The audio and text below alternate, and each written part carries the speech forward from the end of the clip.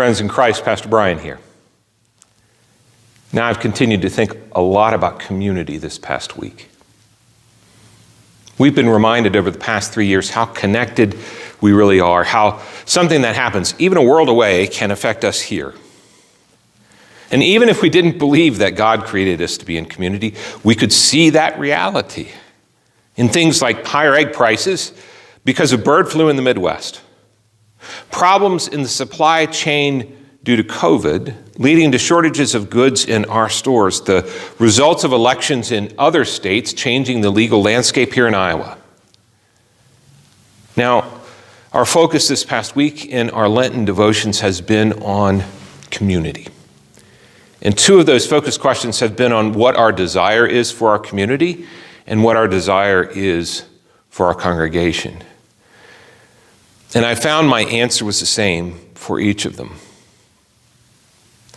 A desire for unity within our diversity, for a common purpose that would unite us all.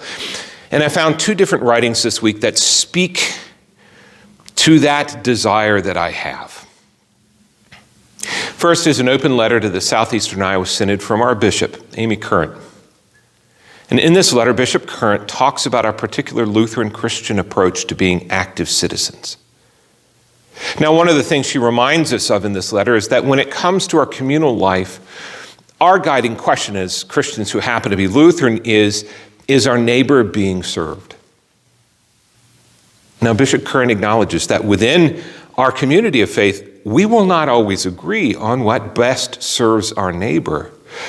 But that does not mean we don't talk together about that goal and seek to find ways that we can all agree on to serve our neighbor by speaking and acting within the political process.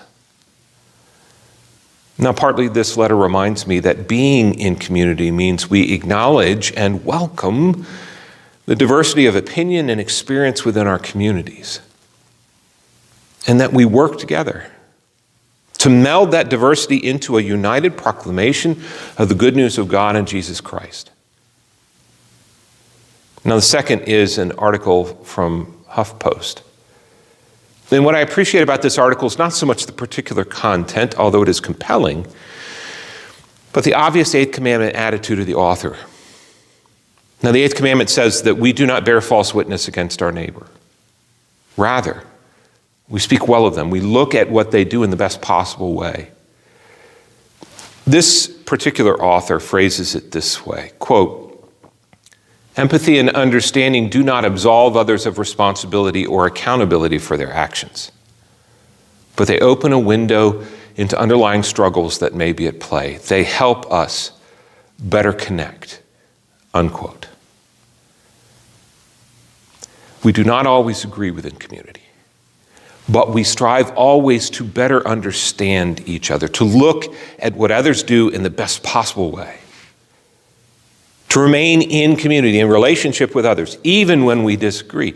We do this because the reality is that we cannot truly live without each other. I'm saddened by the deep divide that exists among us, especially politically. And among other things, I pray that we can do the hard work of practicing the Eighth Commandment and striving to listen well to one another, seeking understanding. That is my hope and dream for our community. What's yours? God's blessings.